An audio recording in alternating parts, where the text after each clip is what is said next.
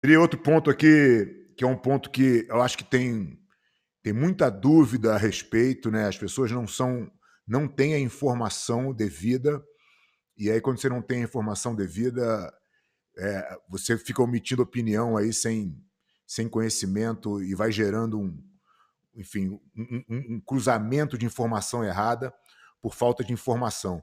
Há alguns anos atrás, eu não sei exatamente quantos, mas acredito que uns 5 ou 6 anos atrás, a, a IBJJF fez um contrato com a USADA sobre a questão do doping no esporte, o que é um passo que todo mundo já vinha pedindo, porque pelo menos as pessoas que defendem o esporte limpo e a competição limpa, mas que e vem pegando gente todo ano, e todo ano tem um escândalo novo a esse respeito. E um dos questionamentos que mais se faz é da justiça de um cara que ganhou o título sem perdendo a final, porque o outro caiu no doping, mas que não foi testado, né? Como é que funciona essa relação da IBJJF com a USADA e para onde isso vai avançar? O que a gente pode esperar para os próximos anos aí nessa questão do combate ao doping? O doping ele é muito mais complicado do que a gente imagina. Esse projeto era meu, né, de entender o doping, o que a gente podia fazer. E eu comecei muito tempo lá atrás a conversar com pessoas, a procurar informação.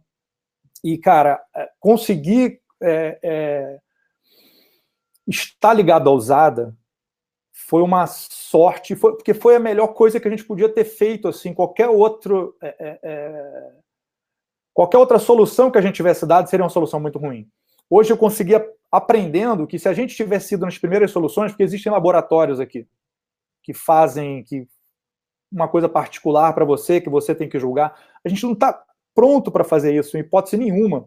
E se a gente tivesse ido por esse caminho, que a gente ia acabar indo, foi uma sorte, foi na última hora a USADA atendeu o telefone na nossa ligação, assim, que a gente já tinha tentado muito. E se a gente tivesse ido, provavelmente a gente não tinha continuado, porque a gente ia ter uma série de problemas, porque a gente ia ver que a gente é ignorante. Uma coisa muito complexa. Doping é igual. No outro dia alguém me falou isso, né, que é o rabo do elefante. Né? Tu vai puxando um fiapinho, né? Quando tu vem um elefante mesmo. Então tem sempre alguma coisa que a gente não entende. O problema de cara que eu imagino que vocês teriam é problema legal, né? Porque você vai ter sempre a contestação do cara que é pego e uma briga judicial e... Eu acho... aqui nos Estados Unidos é muito... eu não sei se teria tanto assim. Mundialmente, sim. Aqui nos Estados Unidos eu não entendo direito tudo, porque você pode fazer aqui... Essa mesma companhia, ela pode prestar serviço para a aliança. Você pode fazer o teu antidoping dentro da aliança. Você pode expulsar quem você quiser, um funcionário ou qualquer... Aqui tem um embasamento, isso existe já. Né? As escolas podem contratar, uma companhia pode contratar. Mas, certamente, eu acho que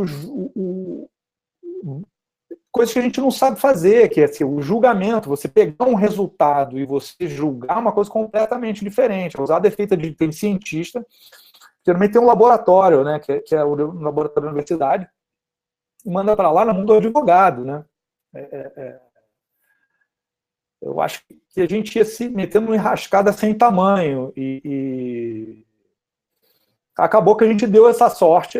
A gente estava no fundo, a gente estava em contato com um laboratório de uma universidade. No meio, os caras falaram, trata com fulano.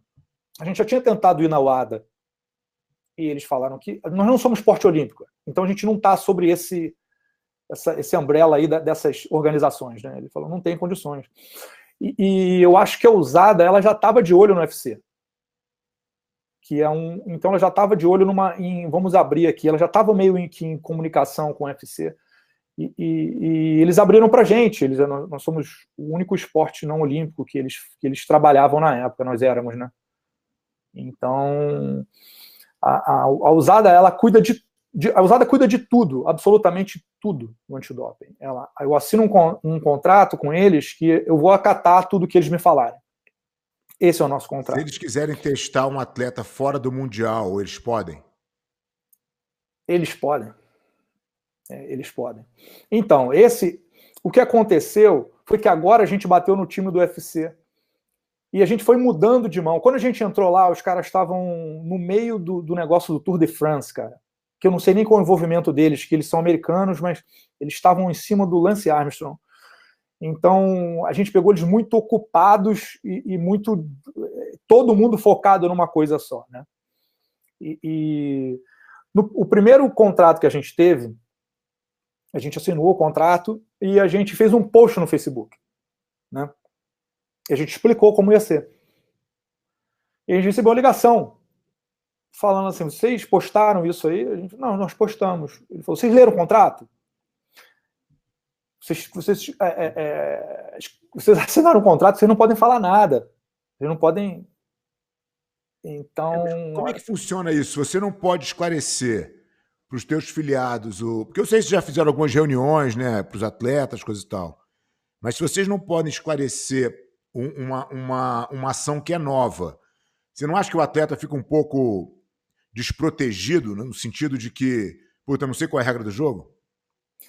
Então, a gente coloca no PAN, a gente fazia uns seminários com eles, né, que é aberto para os atletas. E aí, ninguém ia, né? No PAN, eles assim, eventualmente o cara pode nem estar indo competir no PAN, né? Fábio, a gente não pode a gente não é nem questão que eu não posso falar o que eu sei, mas a maioria das perguntas eu não saberia. Uhum.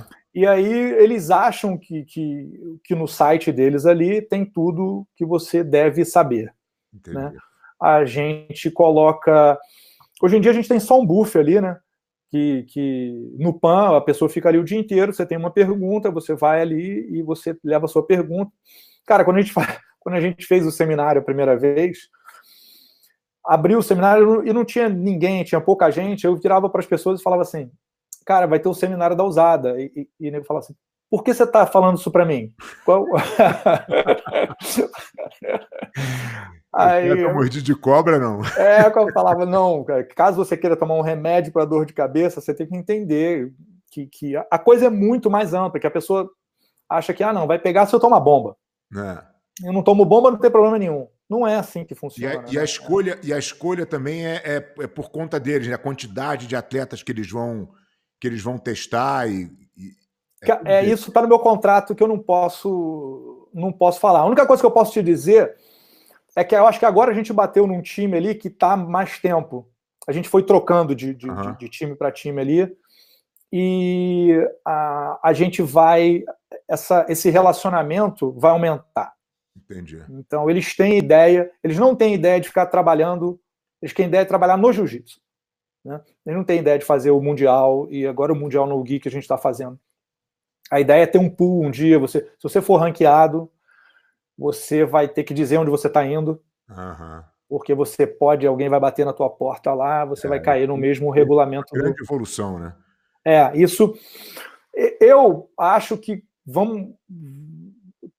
não queria colocar isso agora, porque eu acho que os atletas eles têm que ter esse tempo de adaptação, né, de entendimento. Quando bem no início que as pessoas falam tem que ter antidoping, eu já tinha entendido que ia ser muito difícil, que o atleta tem que ter um médico, que ele confie, ele tem que ter um laboratório, que ele teste o que ele vai tomar, e a gente não tem isso.